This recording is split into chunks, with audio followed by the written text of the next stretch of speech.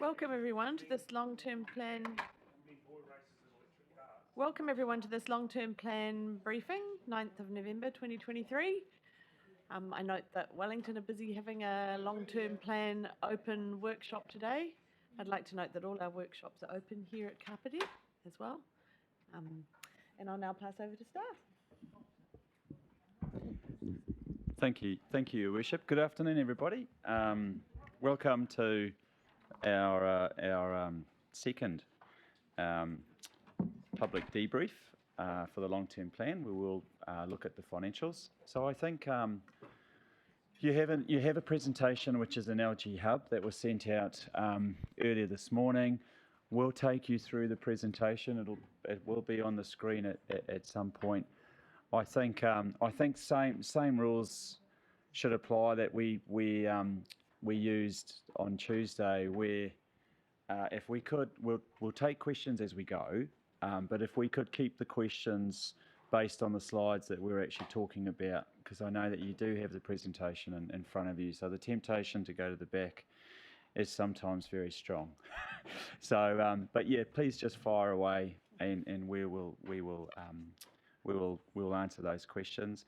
I am supported today by Jing, our Chief Financial Officer, Cheryl, our Planning and Reporting Manager, as well as the Group Managers. So between all of us, we'll definitely try and answer your questions.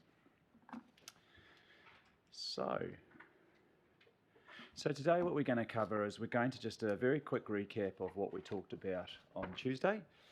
And then on Tuesday, we were asked to bring back a little bit more information on our insurance. So we'll talk about our insurance. We'll then get into the detail. There's $2 million of new budgeted initiatives, which are OPEX. So we'll take you through the details of that. We'll open up the capital works program. So we'll take you through the details of that at an activity level as well as a project level. And then we'll do a key point summary. We'll have a look at where we are in terms of the rates increase. And then the last couple of slides are just detailing the future sessions that we have with you, I think all the way up till the 14th of December, I think. So just so you get sort of a line of sight of what we're going to be bringing to these sessions. So just to recap, I think the key points that we discussed on Tuesday. So at the moment, we know we've still got a wee way to go, but our draft average rates increase is 12%. That's for year one of the long-term plan. We were very much, in terms of operating costs, we were very much focused on year one. So that's sitting at 12%. We did have a slide which had some options for consideration to get down to 8.86%. By no means were we signalling that's the level where we need to be. They were just options. The second key point was we looked at the uplift in personnel costs and how that impacts rates for year one. And we talked you through that the Chief Executive has put a self-imposed cap on staffing levels at 436. That's down from 452. That was actually previously included in the budget. In addition to that, we've also applied a vacancy loading, and that has the impact of reducing the total salary cost for staff. And that vacancy loading does reflect reality that we have staff turnover during the year, as all organisations do. And we went through how we calculated that. It was based on 20% staff turnover, which is the average staff turnover that this organisation has had for the past 3 years. And we've also taken an assumption that it takes up to 3 months to fill a role. We also talked to you about depreciation. So depreciation is one of the biggest cost drivers for rates increase. And we put on the table a proposal to actually increase our non-funded rates depreciation that pertain to the water, wastewater and stormwater. And we put on the table an option to increase the non-funded depreciation by 4.7 million, which has the impact of reducing the average rates increase by 5.1%. The other point that we laboured, so we'll be taking you through the detail of new budget bids for OPEX of 2 million. That was certainly requests that were coming from the organisation was in excess of 5 million. So that was capped by the Chief Executive to 2. So we'll go through the 2. And then in terms of the Capital Works program, what we didn't go into the detail of the Capital Works program, but what we indicated is that our initial estimate of the true Capital Works program for year 1 is $105 million. But we did hear what you said, that budget should be set at deliverability. And so the budget has been now set at $71 million for year 1, $71 million for year 2, $99 million for year 3. And it's based on deliverability. And how we got from 105 to 71 was a 33% cut to every single project in the Capital Works program. So we had quite a long discussion about how we manage that. What we've said is we've got the budget down to what we can deliver, but there's very high likelihood that at a project by project level, some projects will be well under budget. So yes, some of the projects have contingency, some don't. Contingency is an estimate, a budget's an estimate. And so we ask for some flexibility to manage the projects, because we do know we'll have cost increases, but we want to be able to shift budgets around, but manage the overall budget. And you asked for more information on that, so we have that in today's presentation. This is just the waterfall chart that we went through. This is the first, as at the 7th of November. This was showing that our average rates increase was 12%, and it shows the cost drivers, which I've really already talked about in terms of the key point takeout. This was the slide, and we did have a discussion. We did go around the table as to everyone's level of comfort with a 12% rates increase, going all the way down to 886, and everyone gave their views, and we noted that. So, but we did say that one of the options to reduce further was to look at the insurance premium. So we have factored into the 12%, we have factored an insurance premium increase of 669,000, which equates to 0.74% of a rates increase. Now the 669,000 represents a 20% increase on the insurance premium. So we think it is highly likely that we'll have a 20% increase in our insurance premium. But one of the options for you to consider is to not increase the insurance premium in year 1 of the budget. And so that would have the impact of reducing rates to 11.26%. And then after that, we signalled that if you wanted to go lower than that, then depending on what those budget cuts are, it was highly likely that that would start to impact on levels of service. And to get to 8.86%, we'd need to take $2 million out of our overall budget. So that was just really in a nutshell what we discussed on Tuesday. So I thought what we'd do is we'd get into insurance. So I said that our premium was was over 2.5 million. So the total aggregate premium for our insurance is currently $2.7 million. And the slide breaks down. So infrastructure is our underground assets, pretty much. So it's our pipes in the ground, as well as our water and wastewater treatment plants. So that has a total premium of 895,000, and then we've got material damage of 1.4 million. So that's material damage and business interruption. That's for all of our above ground assets. So it's our swimming pools, it's our libraries, it's our halls, it's our civic buildings. So basically, it's all our buildings above the ground. Then we also have to pay fire and emergency as part of our premium, as well as EQC. This is for on the buildings that we own, plus also for our older persons housing. And then we have other policies of 314. So that's typically our vehicle policies. It's insurance of our fleet vehicles. But the big one in there is our general. So council has to have general liability insurance. So that's the bulk of that. So total premium of 2.7, that's the current financial year, compared to the year before was 2.3. So we actually had a premium increase between years of 415,000, which currently is almost 0.5%. So total shift in the premium between the 2 years was 17.9%. And if you look at where the biggest dollars are in our premium, it's in our infrastructure assets as well as material damage. And you can see that the change of those two line items was 20.1% and 18.5%. So we're relatively confident that we will have an insurance premium increase of at least 20% when we renew in November this year and May next year.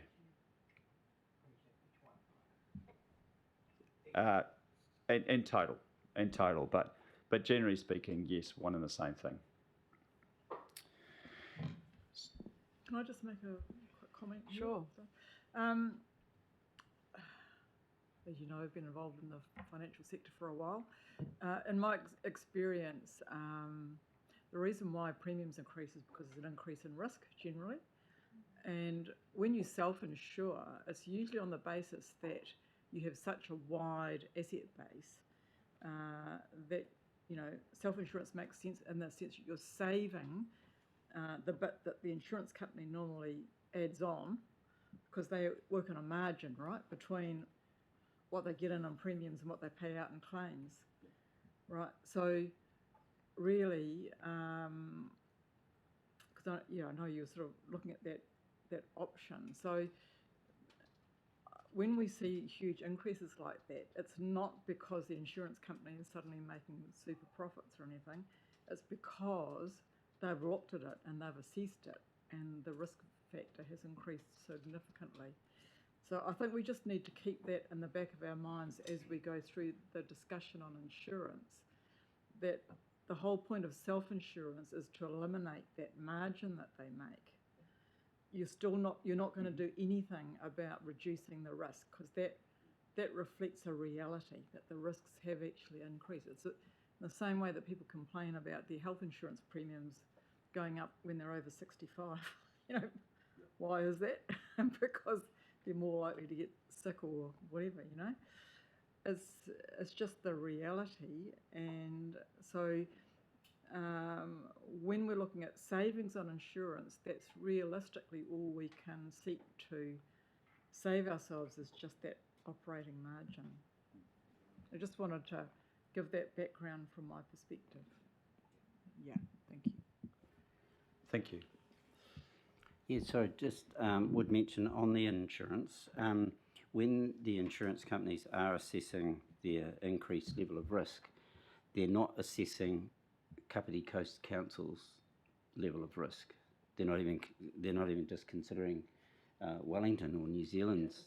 It's a global thing. So when there's some global catastrophe, we're expected to pay higher premiums for it. And so in terms of equating our own level of risk, what we consider to be a reasonable level of risk here, as opposed to what might be happening in the Middle East, and us contributing towards that, then I think I'm a strong advocate of self-insurance, as you know, and to maximise that as much as possible. But I take Liz's point about what that, you know, as long as we are still covered for the essential risk. But I would take a very aggressive policy with self-insurance. And if I could just quickly add to that, I won't take you too much time, but yes, you're right in the sense that that's based on aggregate risk, and we would need to assess it and say, are our risks higher or lower than what they perceive on aggregate? You could well argue that our risks are higher, given our location, you know, next to, you know, in a coastal area, in a earthquake hazard zone, whatever. So you're taking a punt on that as to whether we're higher or lower. I'm not sure how you'd quantify it, but maybe some actuarial help on that area might provide an answer. But yeah, that's certainly something to factor in. If we think our risks are lower, then what they're looking at in aggregate, then it certainly makes sense to self-insure or to lower our cover. But if they're higher, we might be getting a cheap deal. Is that the kind of analysis that we do in the organisation when we're deciding on how to Yes. insure ourselves? Yeah. Yes, we do. We do. So, a couple of things. So the Wellington region is being perceived as becoming increasingly more risky, as is New Zealand. So at the Risk and Insurance Committee this morning, we talked about whether insurance should be a top 10 risk. So the issue for underwriters is when their perceived level of us becomes more and more risky, it impacts the capacity for insurance. So when the capacity for insurance goes down, it becomes more expensive. And those that are putting money in for insurance want a higher return. So the more risky we become, the higher the premium. In terms of absolutely, the self-insurance fund eliminates the margin because what it does is it de-risks us for our underwriters. A self-insurance fund, we would use our self-insurance fund to cover uninsured losses before you call on the underwriters, and that wipes out most of that margin because insurance is bought in what's called layers. You have a primary layer, a secondary layer, and a higher up layer. The first layer that's called on for underwriters is the primary layer, and that's got a loading, and that's where the margin is. So a self-insurance fund pushes that primary layer away. So, but coming back to the slide, the other point that I wanted to make in terms of sum insured values, we've got, the council currently has, we have insurance cover for just under $1.2 billion worth of assets. So we've had a change in value of 240 million, which is 26.2%, and we had a premium increase less than that of 17.9%. So even though we've had a spike in our insurance premium, we actually did really well in terms of 23. So our revaluations do two things. They increase every year we do revaluations of our assets for accounting purposes, but for insurance purposes as well. So it hits us on our depreciation, which increases our rates, and it hits us on insurance valuation because we have to actually buy more insurance. So the way in which we are going, our replacement values are going to continue to rise. The capacity in the market is shrinking and our premiums are going to continue to increase. So if we do nothing differently, we are just going to continue to pay high premiums if the capacity is in the market. Okay. Liz, did you have another question, or would you like No. just... Oh, sorry. Kathy? Mark, does council sit down and have a conversation with the insurance companies to see how they come to that increase? And also, define perceived. You're talking about, and I jumped to page 8 really, but perceived, I mean, who perceives what? I mean, this is just pie in the sky to me. Yes. So following the Kaikoura earthquake, so you had the Christchurch earthquake, then you had Kaikoura. All the insurance providers went into the red. So pretty much, insurers were actually losing money because they were paying more out in claims than what they were actually receiving from premiums. So they stopped underwriting altogether, and that reduces the capacity.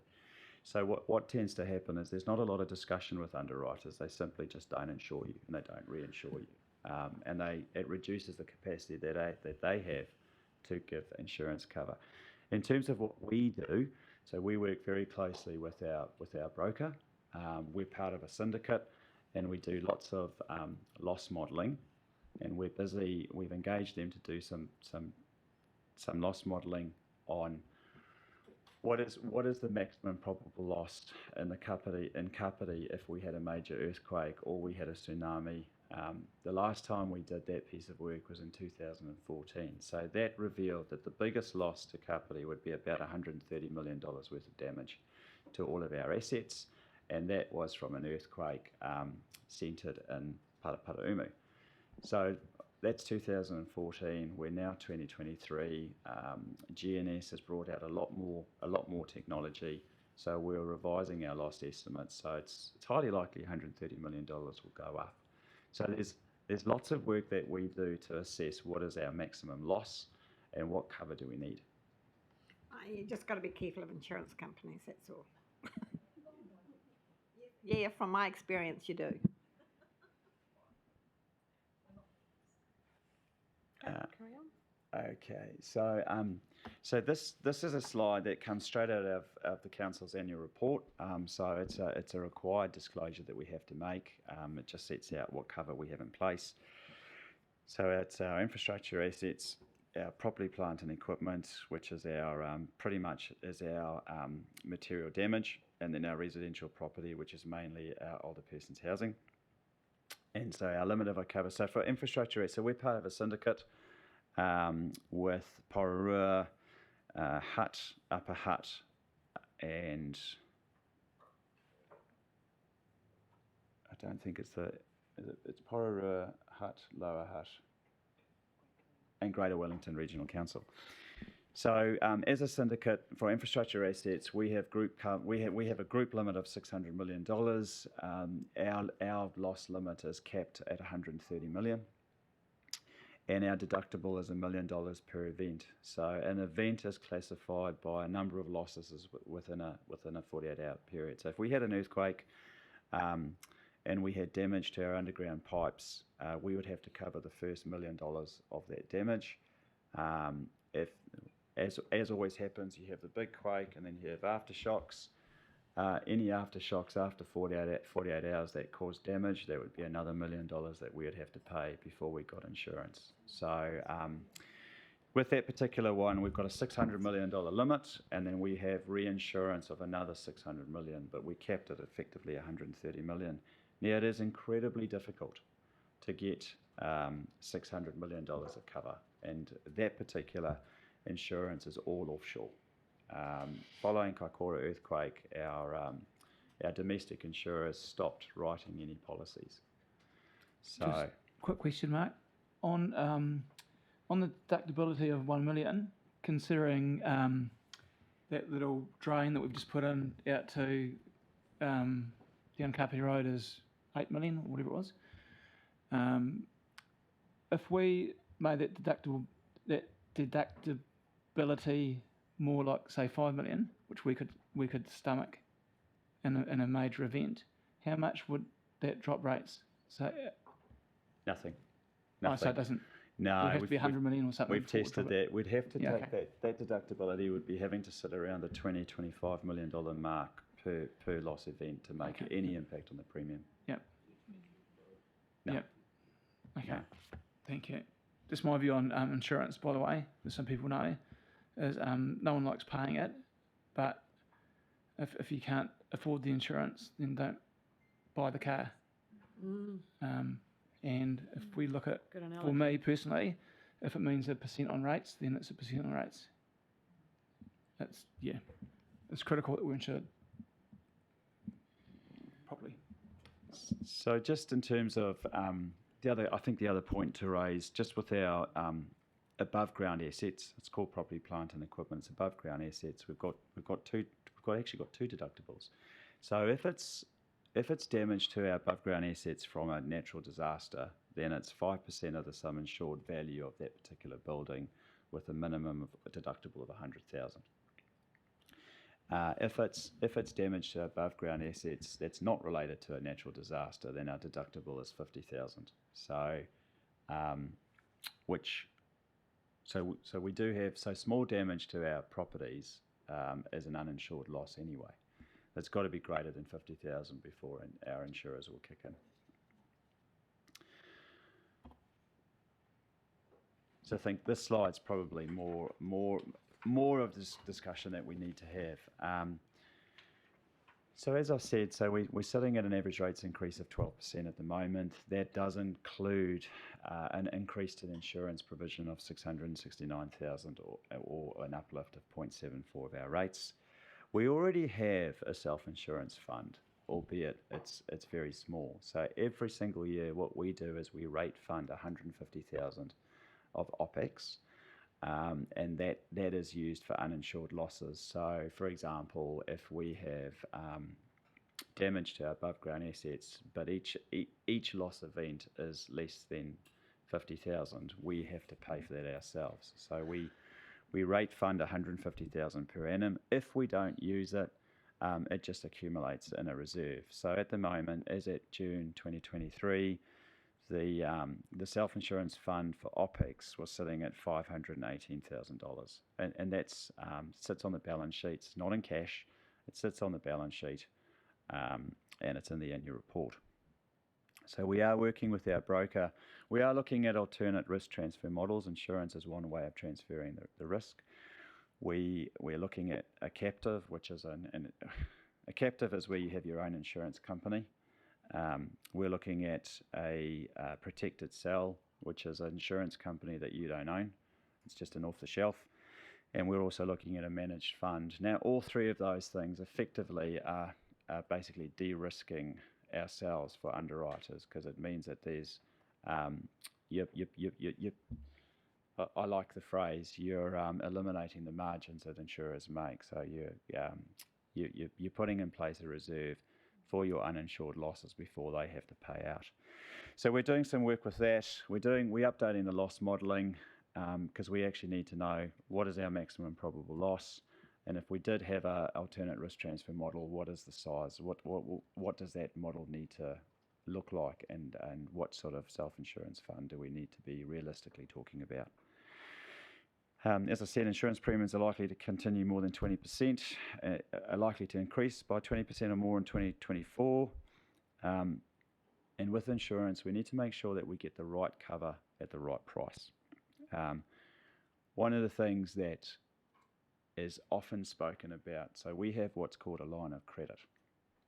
In other words, it's a facility where we can draw on $50 million. So we used to have a $50 million line of credit. We've now got a $10 million line of credit. But historically, councils would use their line of credit. So if they had a major event, they would just call on their line of credit. But from an underwriter's perspective, that's not tangible enough. It's not sitting there. They like a self-insurance fund in cash, that they can see that you've got it.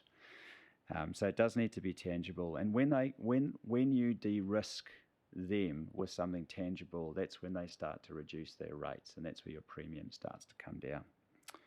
So as I said, Wellington and New Zealand are becoming increasingly more risky to underwriters. And what we've seen recently with Cyclone Gabrielle, we've seen some councils have been in a position where they've suddenly had to fork out hundreds of millions of dollars in terms of property buyouts. And so what we are starting to see is we're seeing a council is using its financial strategy. It is saying that they are reserving capacity in their borrowing headroom purely for recovery costs. So that's something that we will need to consider as part of our financial strategy. So your financial strategy shows how much money you can borrow over the long term, but they've actually reserved some of that capacity for recovery costs. So instead of growing a fund for recovery and actually charging ratepayers for that today, they're just actually reserving capacity in your borrowing headroom. So we'll need to look at that. So you need to have that if you want to prepare for recovery. But to reduce insurance premiums, you need to have another mechanism, a liquid mechanism, that de-risks you for underwriters, where you start to see reductions in your insurance premium. So all of that we're actually looking at and working through, and we're scheduled to come back to council in February 2024. Excuse me, Mark. Appreciating that you guys more than likely looked at all this sort of stuff, but we pre-fund as well. Is there any advantage to having more liquidity in that pre-funding at all?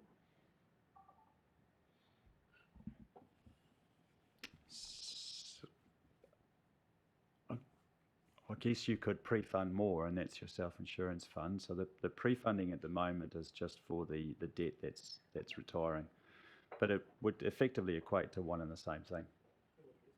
That would purely be borrowing, using your borrowings to create a self-insurance fund. But yes, you'd need to be able to say, look, we've got so many millions, $100 million worth of pre-funding.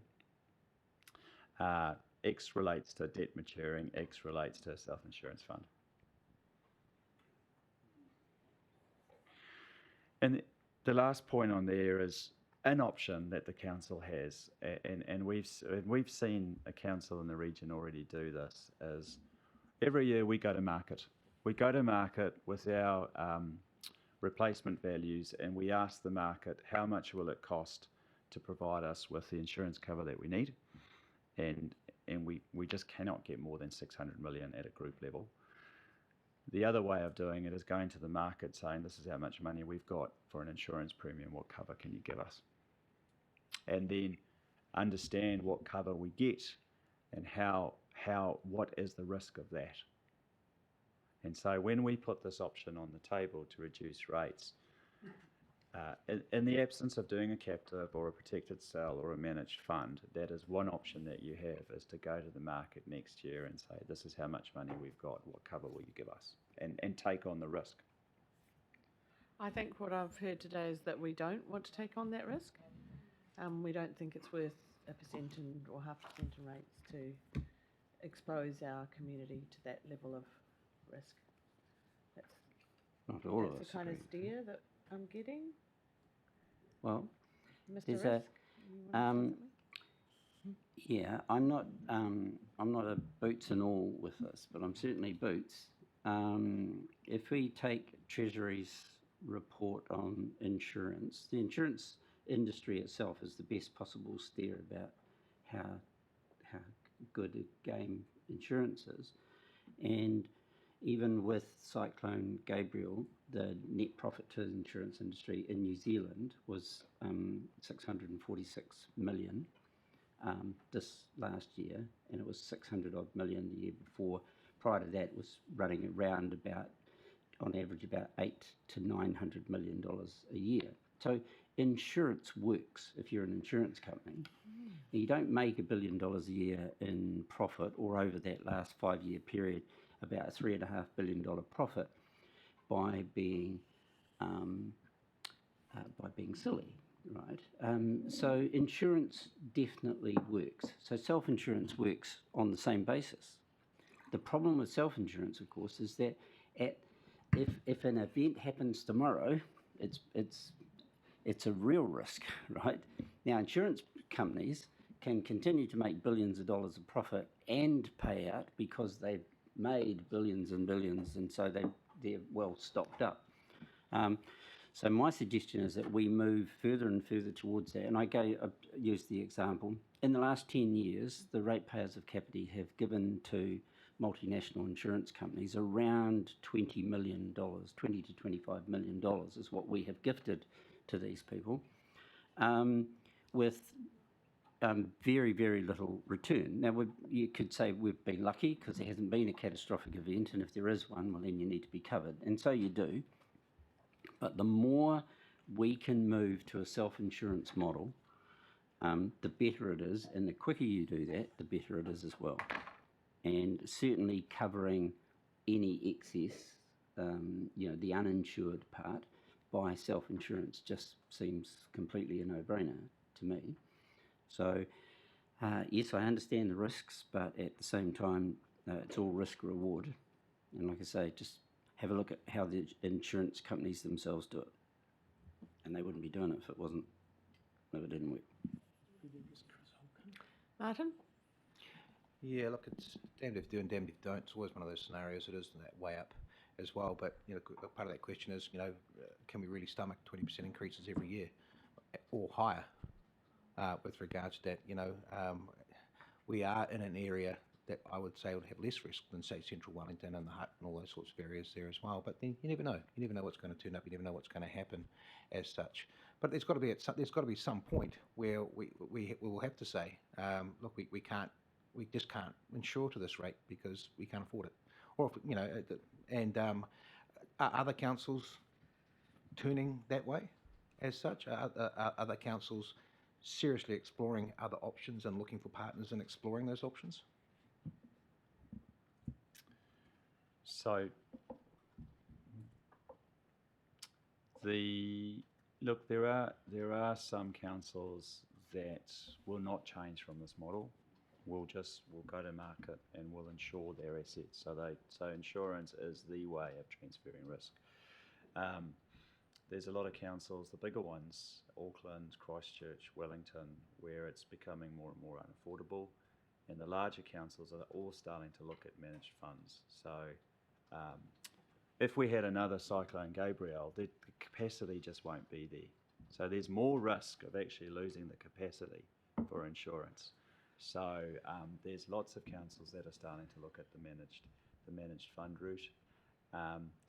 This doesn't appear to be an issue with LGNZ. There doesn't appear to be a sector-led movement or discussions with central government about how local government can be insured. If anything, central government, right now with infrastructure assets, it's called the 60-40 split. So councils have to insure 40% of the damage to infrastructure assets because the Crown will pay the 60%. Right now, the Crown are wanting to move away from that 60% and put 100% onto councils. So with that in mind, quite a number of councils are looking exactly at what we're doing, a captive, a protected cell, a managed fund. We're too small for a captive. We would need every single council in the Wellington region to justify a captive. Could there be captives for a number of councils? Absolutely. But it doesn't seem to be front of mind for the sector at all.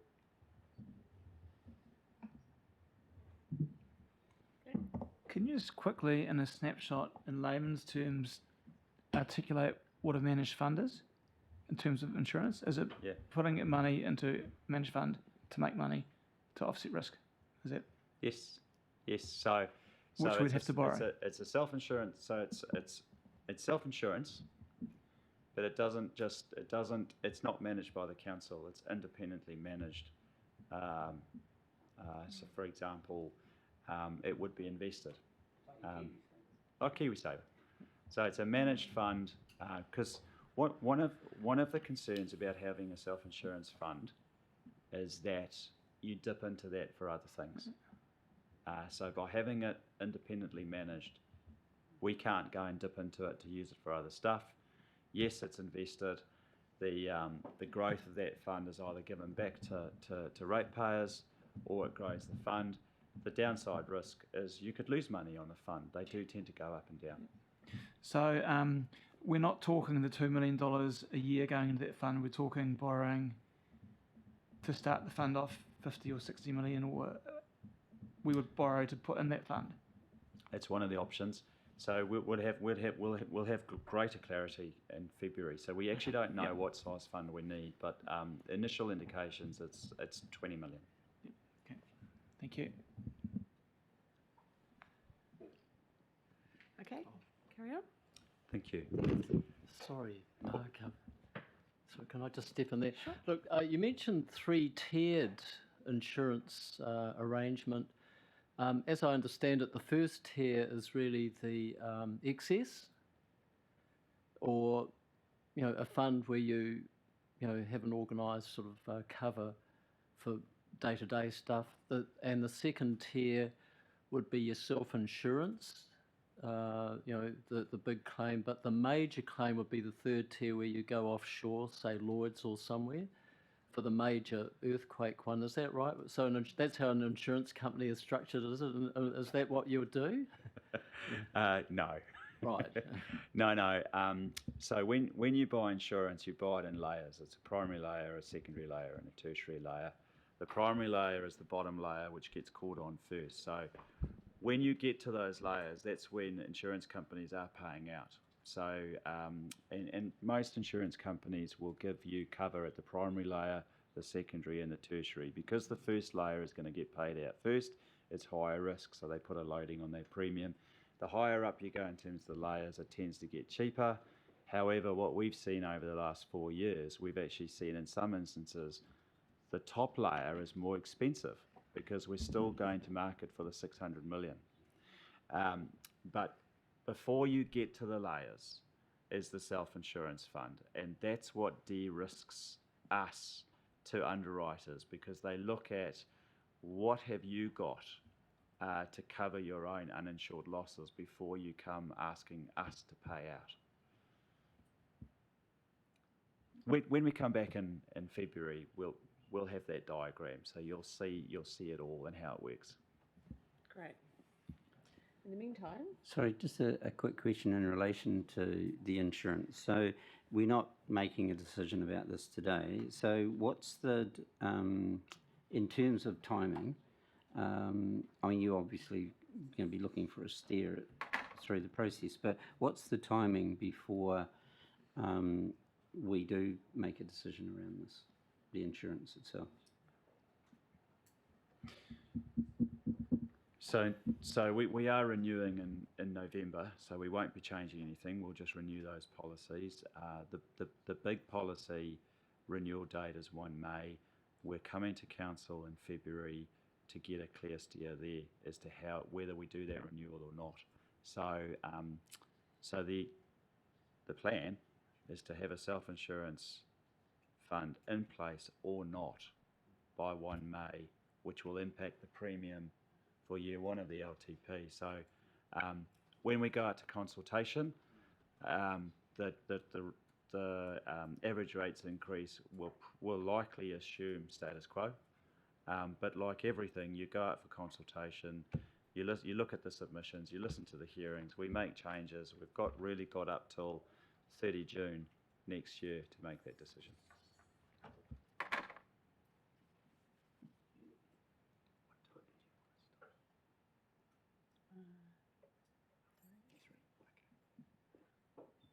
Okay, moving on. So that does conclude the discussion on insurance. That's fantastic. I'll give you a standing ovation. this is the key slide. Yeah, I just have to actually pop out and I'll be back in about.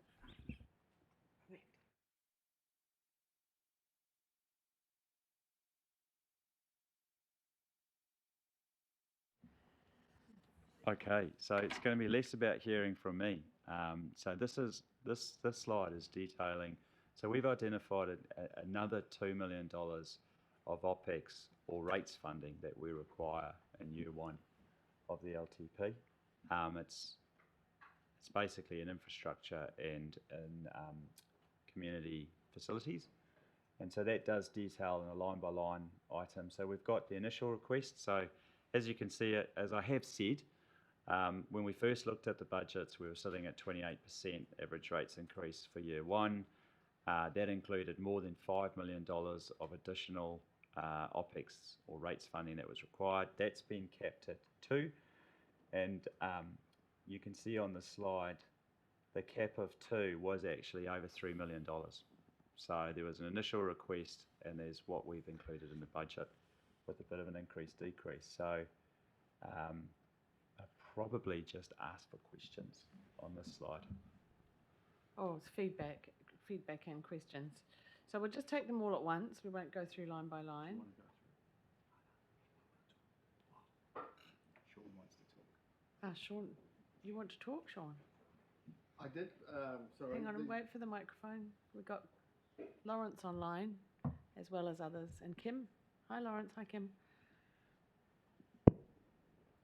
So I did want to say something about the infrastructure cost, and I have a couple of slides. What I wanted to say was really, so the $1.9 million that you see there, the initial request, is the State Highway 1, well, is the wider transport area, including State Highway 1, and some work at the wastewater treatment plant to meet our compliance with wastewater, with the consent we have there. But it was probably more in the context of levels of service changes. So across infrastructure, we looked across the activity, looked at what we were spending, and these were the only 2 areas where we required initial funding. And the State Highway 1 revocation, the additional kilometres of state highway is driving a lot of that change in terms of the dollars, but there's also a whole lot of background information that relates to the condition of our current network. And by reducing that money to basically $600,000, that is in effect a level of service cut, because the money that was put in was to try and maintain current levels of service across a larger network with some issues around condition that we're currently facing. So I've got a slide here of actually what that means in terms of the work we won't be doing, but it really is just to give you a sense for this is not to do new stuff as such, this is to maintain the current network with, it's actually more than 14 kilometres because we're getting, there's about 8 kilometres of local road that come across as part of Pekapeka to Otaki. So just to keep the numbers as they are at the moment, you will see that we are also not doing some stuff in the transport network. And I can go through that if you want. There's some slides there that talk about what we're not going to be able to do, but it basically relates to more complaints around potholes, maintenance, road marking, trees. So we're making cuts in those areas to keep to that figure. So just, you know, Is it in the slide deck or is it yeah, it's just, yeah, additional I've got to? a slide. Oh, are people wanting more detail around that at this point? Or do we trust Sean that he's? Oh, We all trust you, Sean. oh, I'm putting that trust onto you then in terms of the what we won't be doing that people We'll see will the complain slides. about. But the other side of this is also that you're losing out on 51% of that money as revenue coming back to the council. So it's a combination of a rates number but a work volume. So we can do more work for the same amount of rates because we get 51% of it funded by NZTA. So So two things what are going you on. wanting to hear from us? Are you wanting I'm us just wanting you say, to understand. Oh no, don't cut that work program. No, please the increase rate"? consequences of reducing that will mean X in terms Okay. of issues and complaints. Okay, we'll wait for the slides.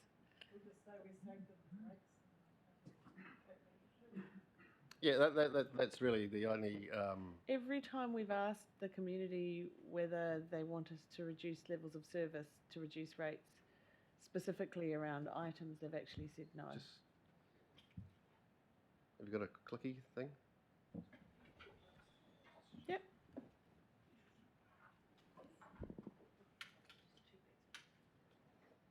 Yeah, so that really is just you've seen this graph before. This was the economic forecasting stuff that we've done, reflected the changes. Transport's one area where costs have gone up quite a bit. That graph has been presented before. 24.8, again, that was the M2PP revocation plus Otaki, Pekapeka to Otaki, so we're getting some extra road there. That's just a summary of, and this is, I guess this is the work we have to do to go to NZTA to actually get the funding from them in the first place. So basically what that's showing is an increase in terms of potholes across the transport network. And this is a strange way of showing the deterioration of pavement in terms of you're travelling on less kilometres of road with an adequate surface treatment, basically, is what I'm that shows. interested in that statement, funding pressure has caused less pavement and surfacing work for several years. Is that insufficient allocation through the long-term plan, or is that insufficient funding from Waka Kotahi, or That both?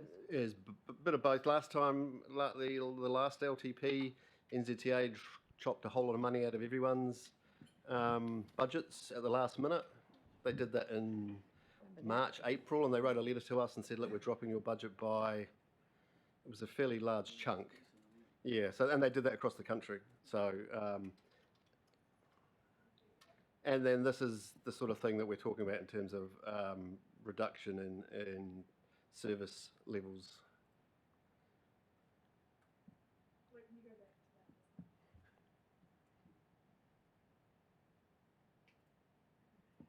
So you haven't included these as it stands, or are these ones additional ones that we could include in order to bring things down more? No, these have come out as a result of getting down to where we are at the moment.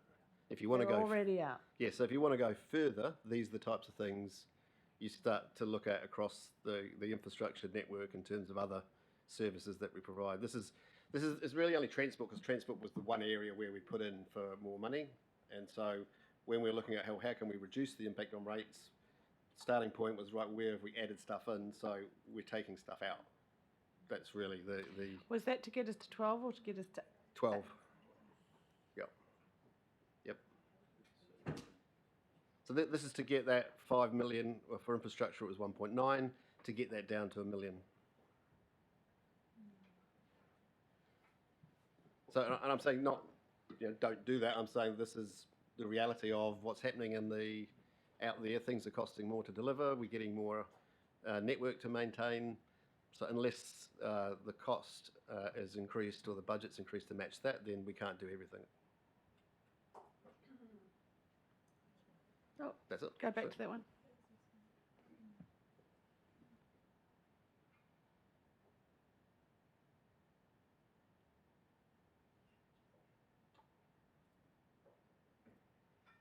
So the 130, so we road mark all our busier roads every year to try and save some money. We split that into, we only do the low volumes every 2 years because they don't get as much wear.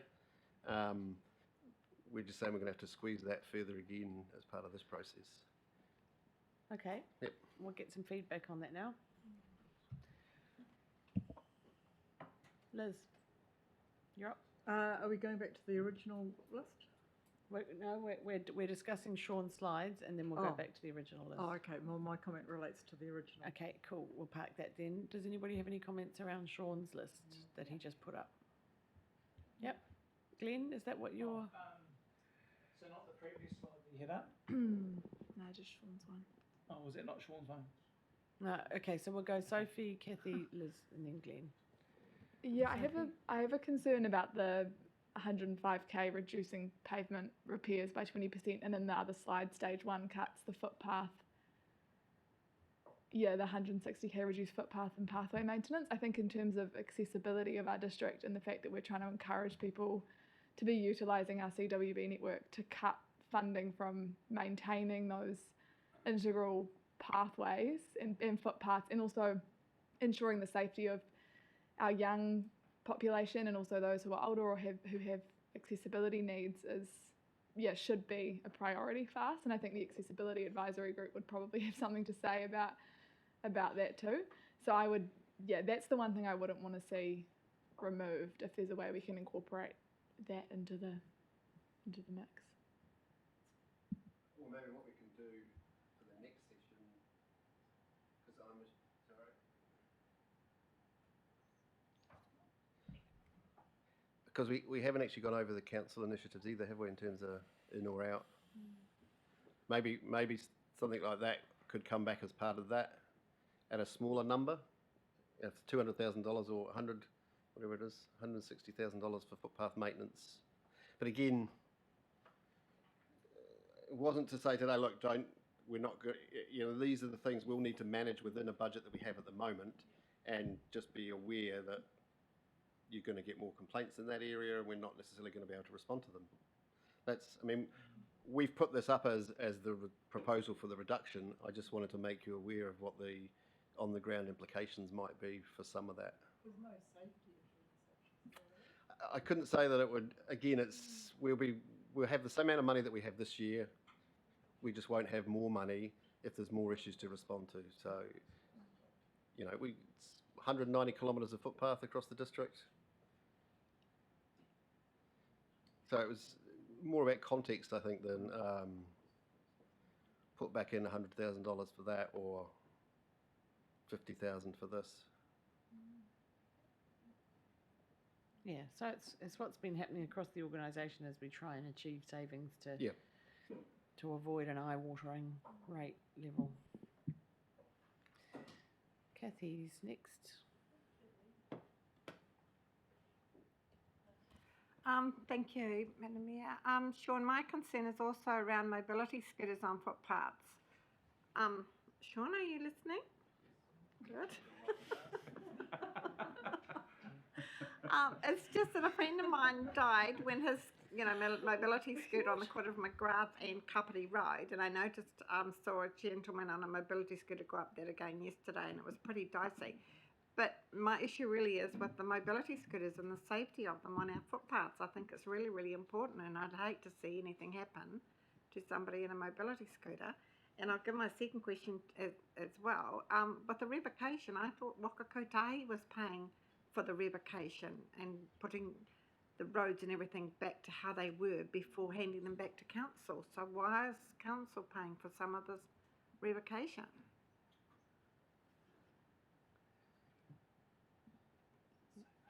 We- Do you want me to turn my light off? Jessica, where, Sean? So NZTA are paying for the upgrade work we're doing at the moment. This is maintenance. So all of that old highway has to have weed spraying done on it, has to have sweeping, has to have the lights maintained, has to have the 6 bridges that have to be maintained. So we'll get half of that funding from NZTA, but the council are paying the other half. Yeah, and mobility scooters, McGrath Ave, we did do some work there to try and make that less of an incline. That was the issue on that particular site because it's quite narrow and steep, and the mobility scooter rolled over because of that. But yeah, in general, I'm not saying that I think our network is unsafe, and if there are issues that come up, then we have to respond to them. So we're not going to be not fixing urgent repairs that are dangerous. I'm just saying this is the general overlay of a because you've got a large network that we manage, and you're talking about an $11 million budget in that area. It just means that we may not be able to do a lot more of the proactive or some of the stuff people might like us to do. Yeah, so what I've heard from the feedback on that list is that we're okay with cutting the budget as long as we're not compromising accessibility and safety. Complaints we can deal with.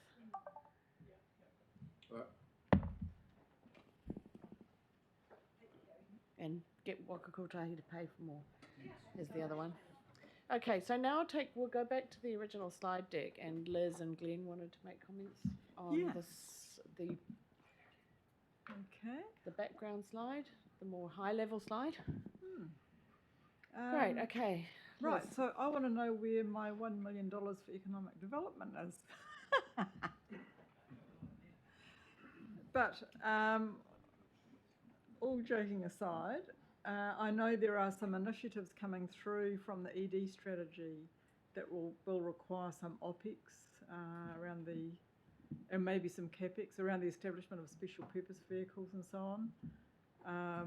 And I would hate to think that those have not been, there's been no allowance made for those. So I'd like to see a line item in there for some ED strategy initiatives. Yep.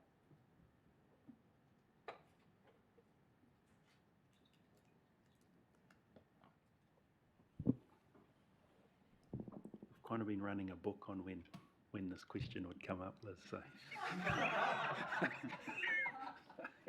I think Darren just won. How are you, $5?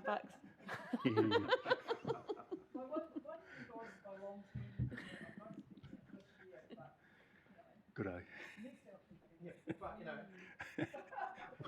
Be a good start. Okay, Darren has something to say. So we've been talking about Wellington NZ and the current funding that is provided through the regional rate, which is not a rate that we gather, it's through Greater Wellington. And so that doesn't appear anywhere in our methodology or our discussion plan to date. So if there was a discussion to be had, one with Wellington NZ and also with Greater Wellington about what that looked like, we would have to understand here what the appetite is for us to rate that and collect it. So for argument's sake, I think it's around $550,000 at the minute, which for Greater Wellington is about 0.25%, but for us it's about 0.55, closer to 0.6, I would say, of a percent in rates. So that's what the discussion would have to look like. We were thinking this morning about what it might be that we consult on in the long-term plan and go out to the public. That might be a really good starting point for us. is does the community want us to collect that so that we can then deliver that specifically for Kapiti, as opposed to it being collected through the Greater Wellington rate. So there's that to think about. And then the second bit, and Darren is also in the room, Darren Grant, because we did talk about SPVs, and I'm just going to ask him to provide us an update on what we're doing with affordable housing and the trust, and also our housing for the elderly, because I do know we are coming back to you to talk to you about that, to update where that is in the process, but I just need a bit more detail, so I'm just going to defer to Darren for that one.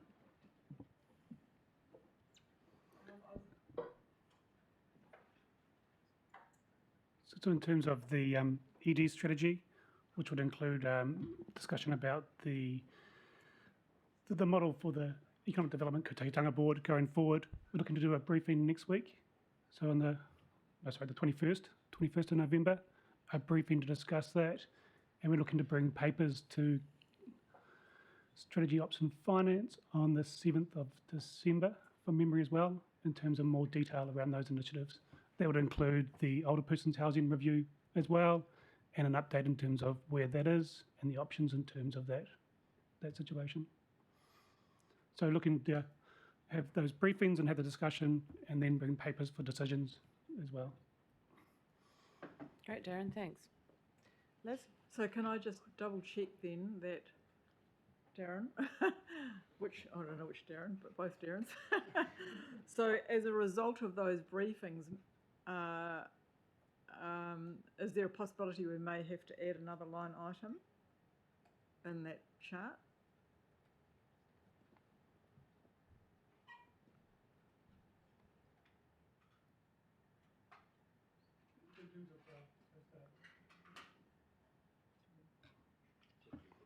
Yep. In terms of the work that we're doing, we're looking to understand, the different models and what they mean in terms of cost implications, but also in terms of revenue implications, and understanding the opportunity in terms of revenue creation to offset any increase or any costs incurred. So I suppose it's understanding both the cost, but also the benefit in terms of those models and those options as well. Something else? I guess my concern is around cash flow, because some of those things are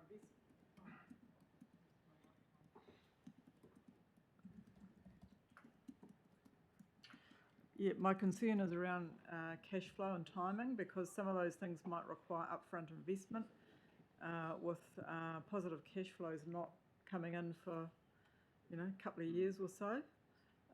And so we need to provide for that. So while in the long-term perspective they might be cash flow positive, that's not going to be the case short-term necessarily. So I just want to flag that I want to leave some space there for ED stuff, because otherwise we're kind of wasting our time with EDKB.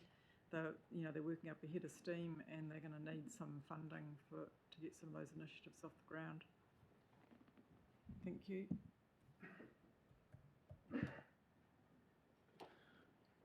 Just had a question on the Hang Mahara on, Gallery. we're just waiting for Darren's microphone so Oh, he can sorry. respond. Sorry. Yeah, that's right. And then you're up, Glenn. Yep. You're next. Yep, thank you. Thanks, Just Liz. bumped Yep, yourself. good point. And we have heard you today, so we will be doing something. We've also got some operating sitting in strategy and growth, so it's about how we best use that fund as well to support what it is that you're wanting to achieve. But really good points. It hasn't gone unheard. Yeah, I think it's important to note too that some of that money does come back from Wellington NZ to fund projects that the Kotahitanga Board instigate. It's just not all of it. So we've had, 200,000 come back, so over the past couple of years, so yeah. And that's a conversation we can have with them when they come here. How are they thinking about how that funding is flowing in terms of coming back out here or being spent in Wellington? on the understanding that it somehow benefits us out here. Glenn? Yeah, just a question on the Mahara Gallery funding, and I may have missed the briefing or discussions on it, I'm not sure. But that seems, am I right in saying that's 520,000 a year OPEX going to the gallery? So my question, if I have missed that briefing, I apologise, but I'll still ask the question. Has that seriously been looked at as a volunteer model? It seems like a truckload of money for a gallery. So we are going to have a briefing on that. That's sitting there at the moment, but I'll go to Mike to respond, if that's okay. No, we haven't seriously looked at having our volunteers run that facility. The expectation around the gallery is run professionally and into our international museum standards. So that's where we've aimed at. This is a point of some discussion about this time last year when we realised that we had actually undercooked the OPEX. This is not the total OPEX, by the way. There is already an OPEX line. This is over and above what's already in there. So we've had a close look at the numbers that the Trust gave us last year. This is actually more than what they told us. We actually think they'd actually undershot a few things, a few basic things like insurance they thought was $30,000. We've remodelled that. We think it's closer to $75,000. Not insurance, electricity. So a couple of basic things like that, insurance and security, have been undercooked. If we want this thing to be kind of consistent with the Francis Hodgkins kind of standard that we've talked about, this is the actual cost of running the thing. So we haven't looked at this in detail at being a volunteer run thing. Having said that, as the Mayor's pointed out, we do have the Trust coming in on the 21st of November, I believe, to give you a presentation on exactly this. So further discussions to be had. Shelley? My personal view. Sorry. I view is think what we've heard is there's a lot of work going on in the background. Yep. With council staff, Liz is heavily involved in that as well. The Trust, to work out an operating model. And I know that's going to work. discussion's going to be had, but we're talking about not repairing footpaths and potentially safety. And if, for me, and we'll have those discussions, but if it only needs to open 3 days a week, then let's open it 3 days a week. But those discussions will be had, I guess. Yeah, cool. It's just a matter of whether those discussions will happen before that 520 is committed to by us or after it's committed to by us. So that's a useful steer to get at this point, Mike. I think I saw a few nods there, so we're keen as a council to look at any kind of way that we can pull that figure down in terms of the operating model of the gallery. I know they're planning to open 6 days a week at the moment. That could be pulled down to 5. Understood, but can I just point out that for this facility, like most of our facilities, the majority of the cost is actually a fixed cost. Yeah. So playing around with the opening hours doesn't actually make a substantive difference to that number. I think that's the kind of information we're going to need in order to commit to that figure. Yep. Yeah. Shelley? I've got a couple of questions. One was around the Mahara Gallery and the top 10 priority. Did we decide that top 10 priority? When was that decided? It's part of the creative and thriving priority. It's not a specific. Our priorities aren't project-based, they're principle-based. So did we make it a priority? Okay. Maybe we need a printout of it on the wall, actually. Maybe we could organise that. Yeah. And my other one is about tracks and trails maintenance. It's 75,000 a year. I sent an email around last night. Did everyone get it? So we had a discussion at Climate and Environment on Tuesday, and this came up, and I just wanted to say our tracks and trails, which is our CWB, they're not independent of each other. The expressway track links to our tracks and trails, and we're poised for ecotourism on a massive scale, bringing people to our community to go to Mahara Gallery, to go to the kilns, to engage with the food and beverage sector, and yet we're underfunded funding the thing that will bring people here. And our Tracks and Trails network is likely to bring people here for days, whereas a food festival will bring people here for a day. So I just, where else are we funding this? And do we have a plan to, going forward, to actually put some money into this to get a return? Yeah, It well, just we have seems to decide meagre. whether that's a priority. We've just been told we can't fix potholes. So, But if it's going to bring money, it's going to bring a lot more visitors than the Mahara Gallery to the district.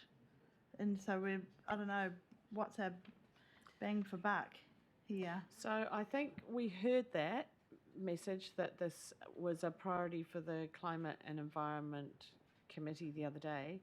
And that's why there's an asterisk there, and it says under review based on feedback from Climate and Environment Subcommittee.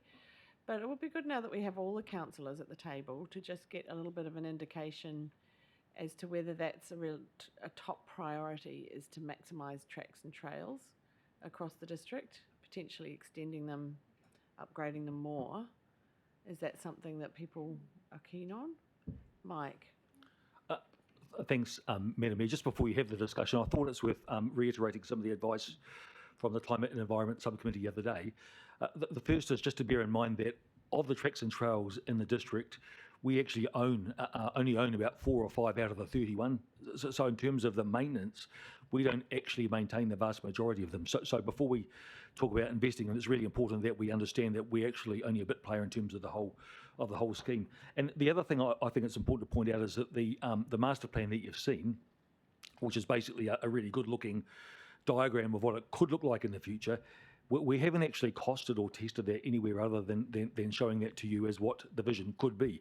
So I think I'd be reluctant to kind of talk any more specifics around numbers until we've done more analysis and more work around that, not just ourselves, but also with our partners with whom we would have to work to make sure that we were connected up, given that we don't actually own most of those assets. I think Sean wanted to add something too.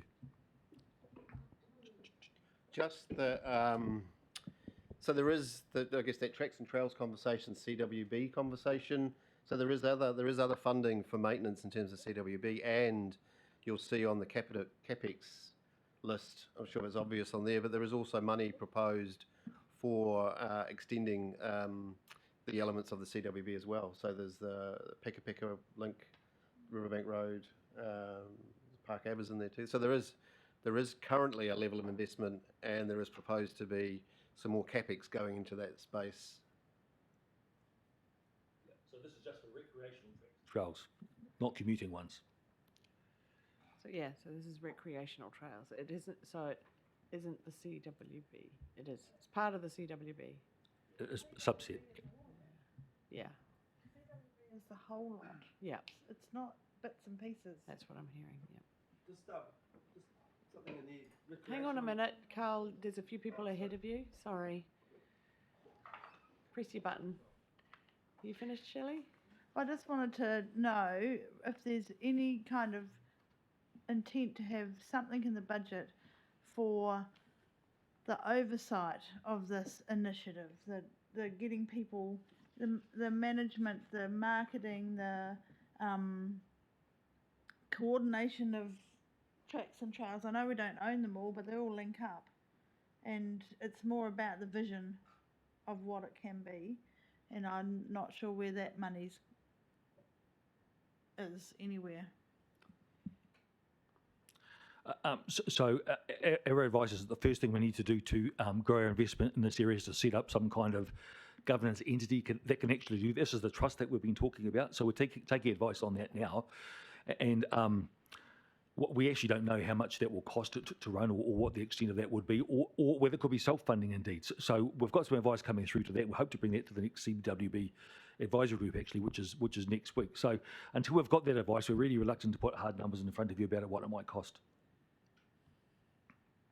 Great, so we're coming back with that, as indicated by that little asterisk point at the bottom.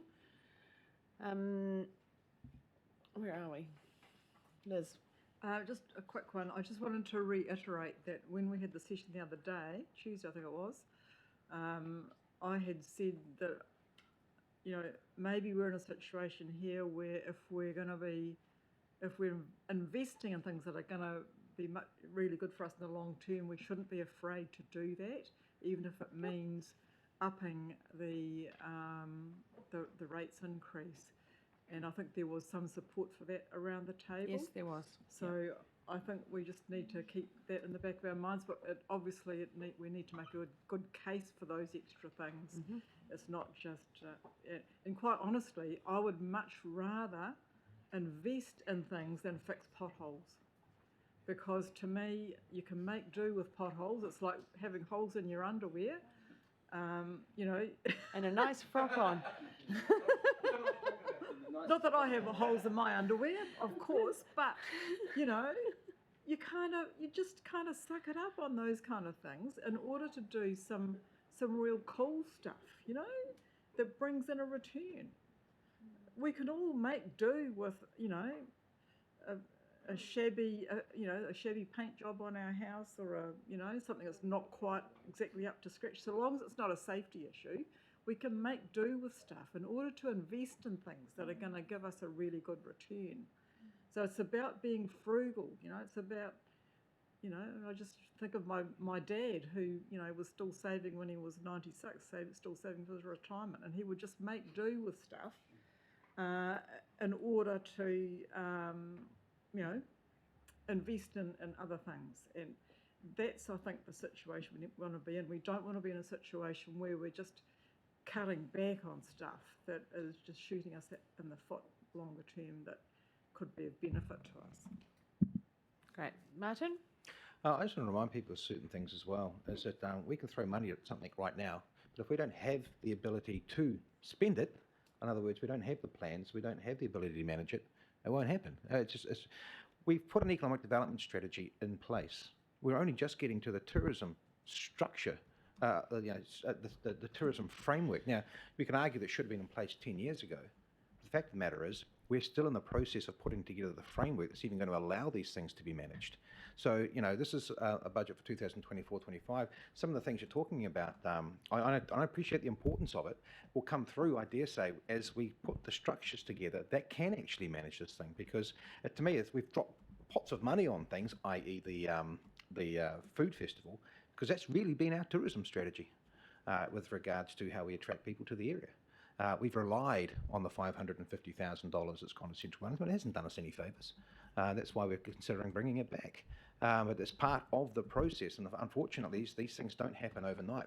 I think we're heading in the right direction, in the right way, taking on board what Liz is saying. We need to be structured. You know, we need to look at where our investing is, but also the timing of that investment too, because we could allow things in the budget, but we just might not have the ability or the structure in place to implement there as well. And I guess it's weighing all that sort of stuff up too, of where does it fit in. I'd love a whole pile of stuff to happen tomorrow, but I know that we just don't have the ability to deliver that. It's just not there.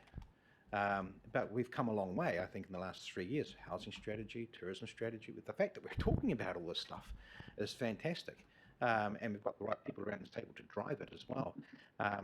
And I guess that's where those, we're looking at those vehicles, that sort of stuff. That's to encourage joint investment. In other words, we can put $1 in, we can maybe get $1 or $2 added in from someplace else, which is something we haven't done before. And we're also looking at the abilities now for us to look to creating revenue streams, which hasn't necessarily been there in the past before with regards to offset. But even those scenarios, they've got to be put in place before they can even look to actually be bringing money back in to the system and stuff. So yeah, that's playing that longer game as well. Although I do appreciate what you're saying, Shelley. Yeah, I don't know if you're disagreeing with Shelley. I think it's just a way of kind of timing it and looking at it in terms of a long-term investment, isn't it? Nigel? Oh yeah, just following on from what Liz was saying. As most of you will know, frugal is my middle name, so I'm very frugal. But things like the tracks and trail maintenance, coastal restoration planting, and most importantly, the delivery of the creative strategy, they really should be musts because they fit in with what our broader plan is. And it isn't just designed to stand still. It is about branding who we are and what we do. They are also, well, you could make a case about the coastal and restoration planting, but certainly the tracks and trails and the creative strategy are, I think, an integral part of income-bearing streams for council as well. So they are absolute musts for me. Right, so I'm hearing general support for this list, with those added kind of directions that, and I didn't see any disagreement, that we're not scared to spend a little bit of extra money if it's going to reap benefits down the track. Martin made a really good point around the timing of that, though.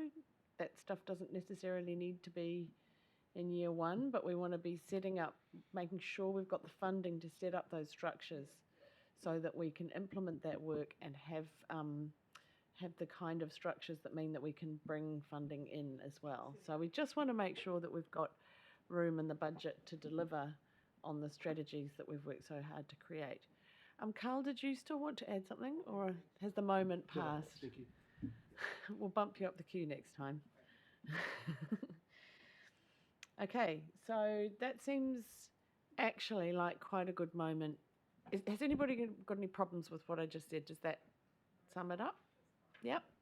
Cool. So that seems actually like a good moment to take a little short breather before we move on to CapEx. Does that give you what you need? Yes, Right. it does. Thank Yep. you.